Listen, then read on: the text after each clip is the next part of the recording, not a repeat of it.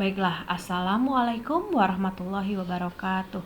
Alhamdulillah, teman-teman, kita bisa bertemu kembali dalam soal latihan penilaian tengah semester kelas 5 semester 1 untuk mata pelajaran IPS ya, ilmu pengetahuan sosial. Ya, kita bahas bersama-sama, kita awali dengan bacaan basmalah bersama-sama. Bismillahirrahmanirrahim. Kita lihat nomor 1. Indonesia terletak antara dua benua, yaitu benua titik-titik dan benua titik-titik ya.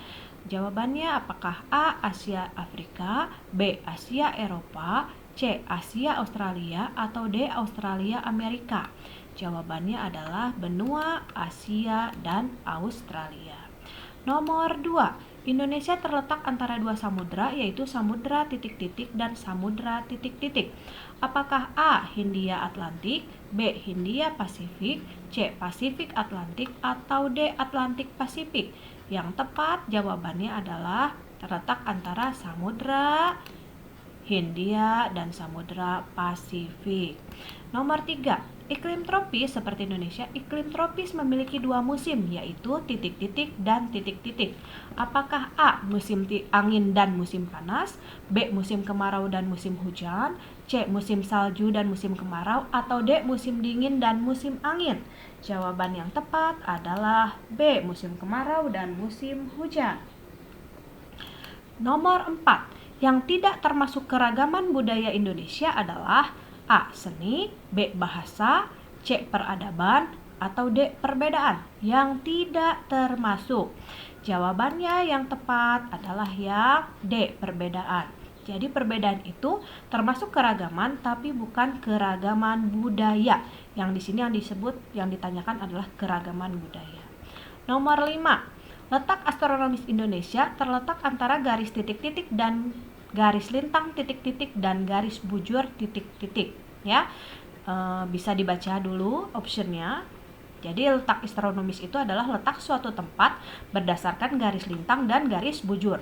Untuk Indonesia, letak astronomisnya adalah yang C. 6 derajat lintang utara sampai 11 derajat lintang selatan dan 95 derajat bujur timur sampai 141 derajat bujur timur. Sudah cukup jelas ya.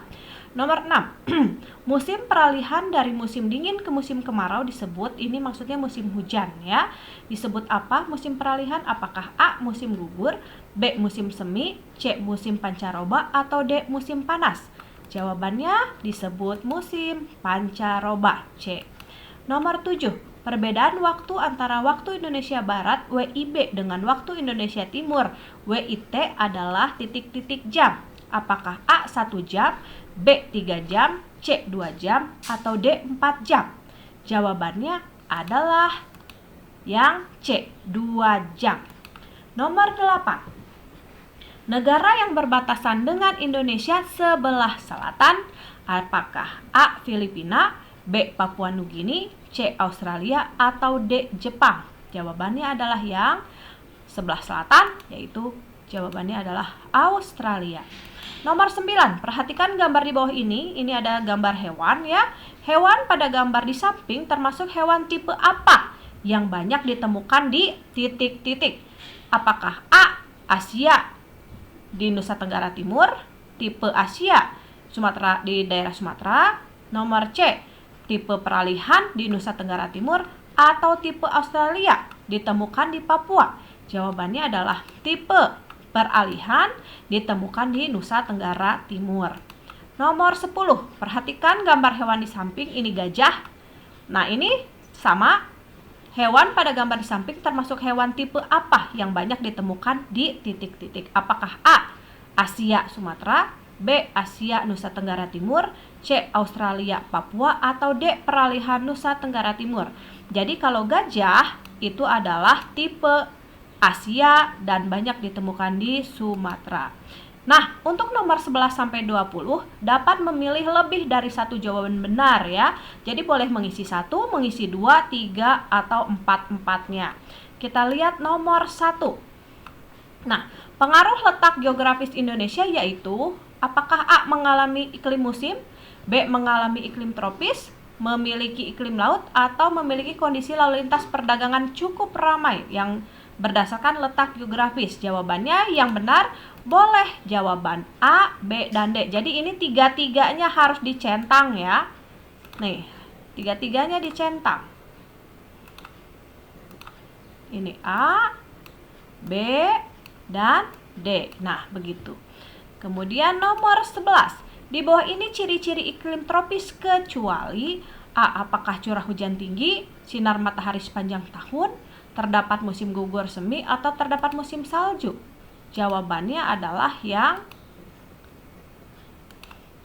sinar matahari sepanjang tahun. Ini kecuali ya, berarti jawabannya bukan D. Kita ganti saja. Yang salah berarti ya, yang C dan yang D. Iya, ini jangan dilihat ya. Jadi yang kecuali yang salah itu adalah yang C dan yang D. Ya, gambar berikut yang merupakan kenampakan alam. Alam berarti tercipta oleh Tuhan ya, tidak dibuat oleh manusia, yaitu jawabannya adalah yang C dan D harusnya. Coba kita lihat, jawabannya adalah yang C dan D. Ini juga sama, kita centang. Yang C dan D ini dicentang, dua-duanya boleh ya, karena boleh menjawab lebih dari satu jawaban. Nomor 14. Bentuk kekayaan sumber daya alam kelautan yaitu apakah A. batu karang, B. perikanan ikan payau, rumput laut, atau batu bara? Jawaban yang benar adalah A dan C. Jadi ini teman-teman nanti di checklist ya, atau boleh juga disilang. Nah, nomor 15, faktor-faktor yang mempengaruhi pertumbuhan penduduk. Kalau pertumbuhan berarti bertambah banyak, yaitu kelahiran, kematian, migrasi, atau persebaran. Jawabannya adalah kelahiran dan migrasi ya, atau kelahiran dan perpindahan penduduk. Nomor 16, perhatikan pernyataan berikut. 1. Bekerja sama membersihkan kelas. 2. Berdiskusi dengan ayah dan ibu sambil menonton TV. 3. Menyela ibu yang sedang berbicara. 4. Mengajak teman untuk bolos mata pelajaran IPS. Interaksi positif yang ditunjukkan itu oleh nomor berapa saja? Nomor 1 dan nomor 2. Bekerja sama membersihkan kelas. Berdiskusi dengan ayah dan ibu ya. Itu juga merupakan yang positif. Kita boleh kasih tanda 1 dan 2. Kemudian, jadi kalau ini bukan positif ya, itu negatif. Yang termasuk interaksi langsung adalah A. Kepala sekolah berpidato di depan siswa dan guru saat upacara. B. Ibu menyampaikan pesan kepada ayah melalui kakak. C. Ibu guru memberikan tugas lewat Google Classroom. D. Ayah dan temannya saling berjabat tangan. Yang disebut interaksi langsung, jadi berlangsung, yaitu yang A dan D. Kalau yang B dan C itu tidak langsung karena melalui perantara. Nomor 18. Perhatikan pernyataan berikut. 1. Menumbuhkan rasa cinta tanah air. 2. Menjalin hubungan baik dengan masyarakat. 3. Menjaga kelestarian budaya Indonesia. 4. Mengetahui nilai-nilai dan norma yang ada. Nah, manfaat interaksi manusia dengan lingkungan ditunjukkan oleh nomor berapa? Interaksi manusia itu ada 2 ya, dengan manusia dan dengan lingkungan. Nah, yang ditanyakan di sini adalah yang dengan lingkungan. Jadi jawabannya adalah yang 1 dan 3 saja. Yaitu menumbuhkan rasa cinta tanah air dan melestarikan budaya Indonesia. Kalau ini kan dengan masyarakat ya. Nomor 19.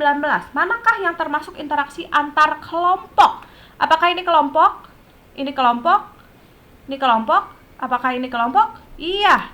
Jadi semuanya bisa ya. Jadi boleh jawab A, B, C, bukan boleh. Jadi semuanya harus dikasih tanda centang karena empat-empatnya benar. Nomor 20. Manakah termasuk contoh-contoh interaksi yang memberi pengaruh positif? A. Ronda malam bersama warga desa untuk menjaga keamanan lingkungan. B. Berita-berita yang tidak benar bisa menjatuhkan seseorang dan menimbulkan perpecahan. C. Menjenguk tetangga yang sakit atau bersimpati kepada tetangga yang mengalami musibah atau membicarakan orang lain dengan sengaja. Yang positif ya, artinya yang baik. Ayo jawaban yang mana? Yang ini ya, keamanan dan menjenguk tetangga. Coba kita lihat. Yang A dan C. Nomor 21 diisi dengan cara menjodohkan. Jadi kita lihat ya, kita isi sama-sama dengan cara menarik garis. Nah, Ini ada nomor 21, ada gambar orang sedang rapat, itu berarti di mana ya? Berarti ada di dalam lingkungan kerja. Kita kasih garis ke sini. Kemudian ini sedang ngobrol sepertinya dengan teman-temannya, mungkin lingkungan pertemanan. Ini kelihatan sedang dalam lingkungan kelas, kita tarik garis ke lingkungan sekolah. Dan ini adalah lingkungan masyarakat ya, ini di jalan umum. Dan ini adalah lingkungan keluarga. Sudah cukup jelas ya? Cukup jelas untuk soal 21 sampai 25 Ibu rasa tidak ada masalah. Nomor 26 sampai 35 kita mengisi titik-titik dengan jawaban yang tepat.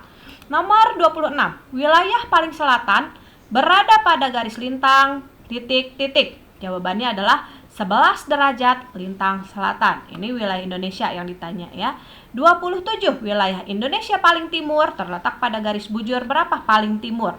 141 derajat bujur timur. Nomor 28, anoa termasuk fauna tipe titik-titik. Anoa itu termasuk tipe peralihan. Tadi sudah ada ya di pilihan ganda. Nomor 29, agar tercipta interaksi yang baik diperlukan sikap titik-titik antar sesama. Jawabannya boleh menghargai. Atau boleh yang lain juga yang cocok atau betul ditaruh di titik-titik ini. Nomor 30, sikap titik-titik sangat dibutuhkan dalam interaksi suatu kelompok. Nah, 30 juga boleh jawabannya saling menghormati, boleh juga saling menghargai, boleh jawaban yang lain yang sesuai. Kita lanjut lagi, tadi tidak ada masalah ya? Iya, baiklah, kita ke nomor 31. Indonesia beriklim tropis. Kenapa Indonesia disebut negara tropis? Coba jelaskan. Nah, jawabannya adalah Indonesia disebut dengan negara tropis karena berada di daerah khatulistiwa dan memiliki 2 musim, yaitu musim hujan dan musim kemarau ya, gitu. Nomor 32, mengapa Indonesia disebut negara maritim dan agraris? Jadi Indonesia itu disebut negara maritim. Apa alasannya? Dan agraris kenapa alasannya? Jawabannya, negara maritim karena luas perairan di Indonesia lebih banyak daripada luas daratannya. Sementara Indonesia disebut negara agraris karena mata pencaharian penduduk Indonesia mayoritas sebagai petani. Nomor 33, mengapa manusia harus bersosialisasi? Jelaskan menurut pendapatmu. Jawaban yang tepat adalah manusia perlu bersosialisasi karena manusia tidak dapat hidup sendiri atau disebut makhluk sosial. Manusia selalu senantiasa membutuhkan bantuan orang lain. Nomor 34, ini nomor 33 ya.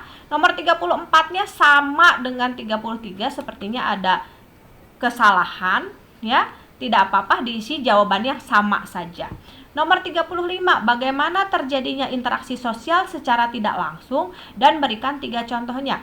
Interaksi sosial secara tidak langsung berarti membutuhkan media atau membutuhkan perantara atau membutuhkan bantuan dari pihak lain ya. Contohnya, nomor 1, saling bertanya, siswa bertanya materi melalui pesan WhatsApp.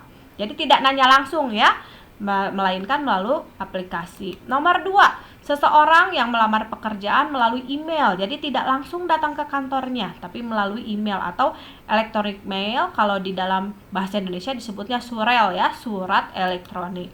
Nomor 3, guru yang mengajar melalui Zoom meeting. Jadi melalui perantaranya berupa Zoom meeting dengan fasilitas internet ya.